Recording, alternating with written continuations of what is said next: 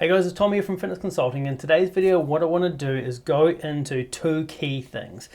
Sales and the fundamentals that we need to nail to make sure that we're making as many sales as we possibly can and helping as many people as we can with the skills and knowledge that we have.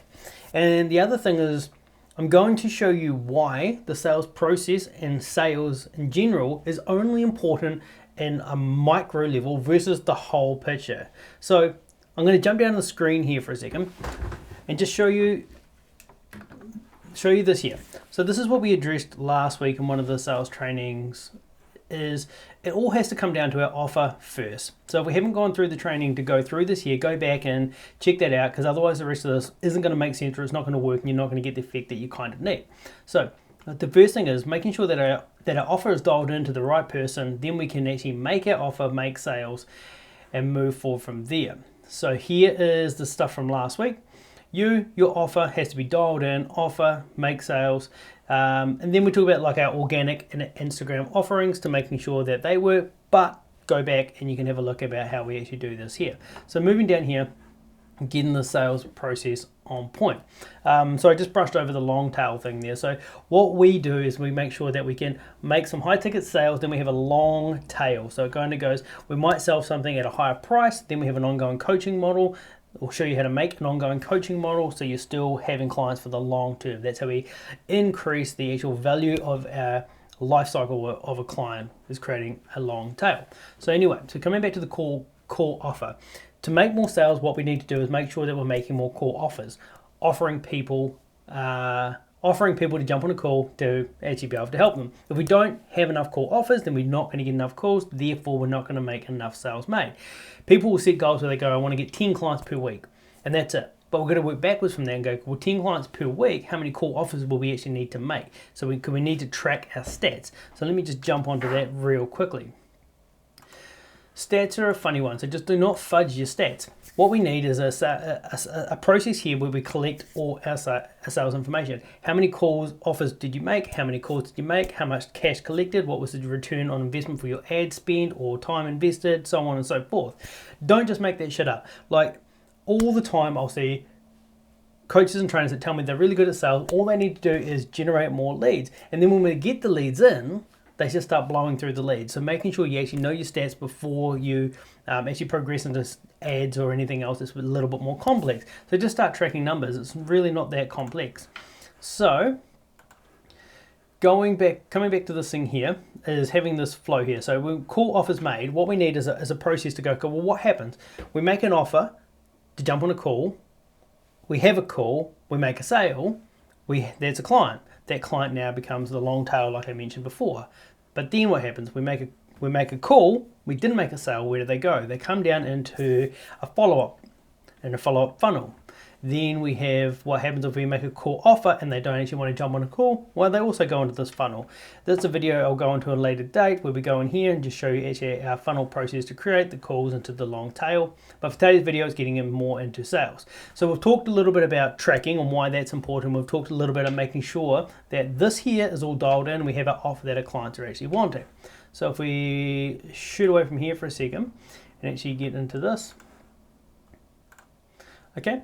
So here is a wee process that we use and we teach our clients to use to making sure that they've got a framework to follow when making sales. So the first thing is figuring out if we can actually help our clients. If we can't help our clients directly, then we need to look at how can we help them indirectly. Is there a way that we can pass them on to somebody else? Like if you've got somebody who wants to do cycling and you train bodybuilders and it's not going to work, then the best thing you can do for the client and for their needs is making sure that you pass them on to somebody who can actually help them. That's how we create that.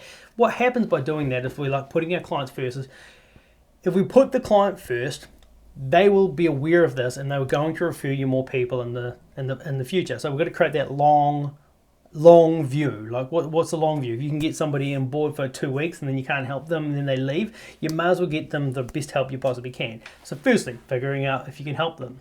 Removing objections before the close. So the more we know our client, the more we know the objections we're going to get throughout the call, because they have problems and pain points, but they've not been able to solve it.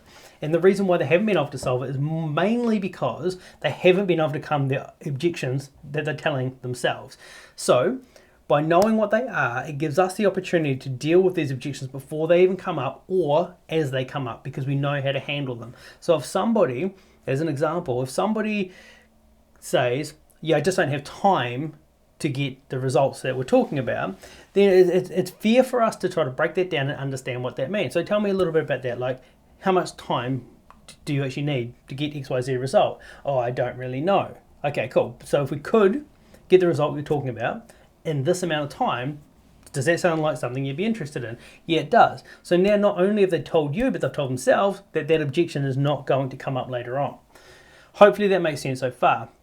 What I'll probably do when I'm doing some of these examples, or just do some like some little closes like, does that make sense? Does that make sense? You understand? Are you okay with that? And I'll probably do that subconsciously and accidentally, so sorry if I do that, because it is going to come up here as we go through this here.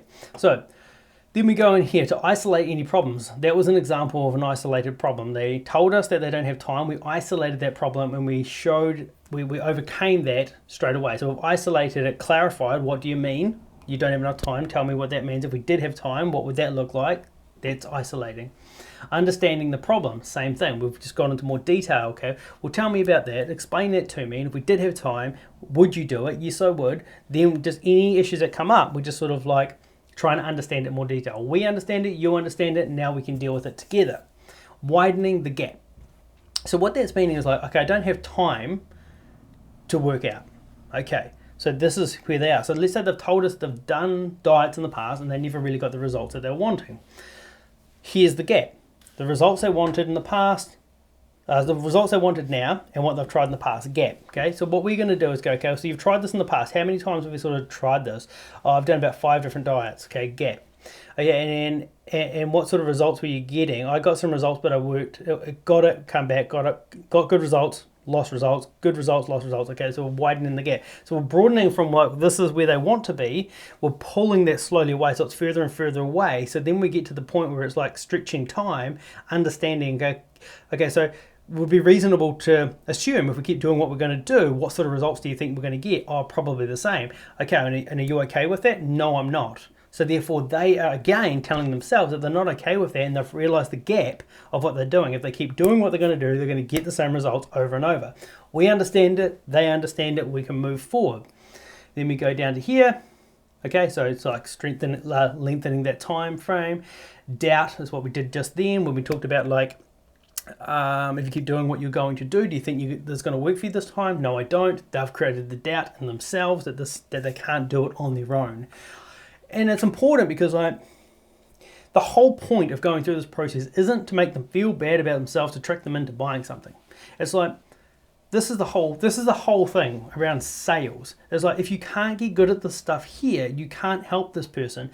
They're sitting down and talking with you because they've got a problem. No one walks into a gym because they want to, well, not many people walk into a gym because they want to check out the gym gear. Like, they come in for a reason. They've had this burning desire for a while, and then they've gone in and been like, you know what, maybe today's the day. They come in, am I comfortable? Am I not comfortable? Do I like it? Do I not like it? But they're there for a reason. So if we can't elicit and figure out exactly what that reason is, then we won't make the sales, and therefore that person goes back on that cycle of just exactly what they told you, back on that cycle of trying another diet, losing weight, falling off the wagon, starting again. So we have the obligation to go, okay, well, do you want to stay on that cycle, or do you want me to help you actually get off that cycle and achieve what you just told me you want to achieve? Of course they do. So we've got to make sure that we're actually dialing this in, understanding what the problem is, and then making sure our solution will fit what they are wanting to achieve. The cost and why. So look, the big one with this is the cost of inaction more than the cost of action. So if it costs them $1,000, $2,000, $3,000, who cares? Whatever it costs to jump on your program, what is it costing them to not do this program? Like, how many more years are you going to go through this cycle before you decide it's important enough to make that change now? That's what we've got to understand. Like, it's not about the money you're about to give me. It's not about how long it's going to, how much effort it's going to be to achieve that. It's more about like, if you don't do it now, you're going to come back to this situation and talk to somebody else and go through the same process again. Why not just start now? Cool. And then the desire is just like making sure, like, the non-monetary goal sort of thing there isn't relevant necessarily for the fitness industry, but it's just like it more comes back to this one here, the cost of inaction. Like what happened? Why would you not start now versus get worse, sicker, fatter, less happy, then decide to make the change? Let's make that change now. Obviously, you wouldn't say that to them, but the same emotion attached to that. It's like, why wouldn't you just start now? Okay, so what we do, and this is just like, and feel free, I can send you this stuff through for a framework, because this is the way we teach it to make it real simple for our clients as well. So let's just assume you've got the understanding of who your client is, you know what their pain points are, and you know what their problems are. Then we create the pillars. The pillars are the 3 or 4 things that are the most important for them to get the result. So, and we know that because we've dealt with these clients in the past, and we know exactly, we talk about and we understand and know exactly who our client is, what their pain points are, and how we can help them. So here's just a wee framework to make sure that you can actually flip it on its head for what the problem is to what the solution is, and it sort of combines it together. But it's a really nice flow. Let me know and I can send that through. More than happy for you to use this flow as well. Okay, so if they use the example of what we did before, we just talked about they've tried diets in the past and it just hasn't worked. They've got some results, they've lost some weight, but they just keep going on that cycle. So we'll use this framework here. You know how you told me before that you've tried the diets in the past and you've got some results, but you always seem to go back to where you were, or if not even worse. And it's making you feel like you don't know what to do and you don't know how to figure this out, so you just feel like you're going to give up. So what we do here instead is we've got an accountability system where you and I have full contact back and forth through our software system, or texting, email, whatever it is that you use, but like you would place in the what we have instead situation, whatever you've got instead, to make sure that you do get the results, which allows you to have instant contact with me. So when you are feeling down, when you are feeling like jumping off the wagon, when you are at the supermarket and you're about to eat some shit food that you know you shouldn't have, then you've got me in your corner and you know you can contact me to make sure that we can work through together. Tie down. Does that make sense? Yes, it does. So that's just a wee framework. I mean, that was just off the cuff, so it was a bit rubbish and a bit rough, but it's a really easy flow to make sure that you can get every point across and making sure that you're really understanding your client's pain points, flipping it so you go, this is how you are now, and we have this so you don't end up exactly like you just were. Does that make sense? Yeah, it does make sense. And does that sound like something you'd be interested in? Yes, it does sound like something I'll be interested in. Awesome. Carry on. So I'm going to leave that there, and hopefully that made sense. Hopefully that was helpful. Let me know if you want that framework. Also, just drop in the comments if you want me to go through any other trainings and stuff like this. Like I said, I've done thousands and thousands of these consults in the past, specifically to an ideal client, which the client that we were using at the time was the people in corporates. But if you've got any training that you want to grow your business, I'm making 2022 the year of giving out as much education as I possibly can. So fire through, let me know what you want to know more about. I'm more than happy to keep creating some more trainings.